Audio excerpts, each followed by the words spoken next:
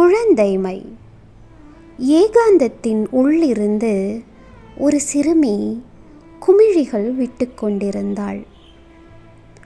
அத்தனை குமிழிகளையும் என்புறம் திசை திருப்பாத காற்றை சபித்தபடி அவள் தனிமை கலைக்காத தொலைவில் பின்னே அமர்ந்திருந்தேன். கரங்களை இறக்கி காற்றுக்கு ஓய்வு கொடுத்த பின் அவள் சிறு படிகளின் முதுகில் இறங்கியும் ஏறியும் குதித்து குதித்து கிச்சு கிச்சு மூட்டிக்கொண்டிருந்தாள். அவள் சிறு படிகளின் முதுகில் இறங்கியும் ஏறியும் குதித்து குதித்து கிச்சு கிச்சு மூட்டிக்கொண்டிருந்தாள்.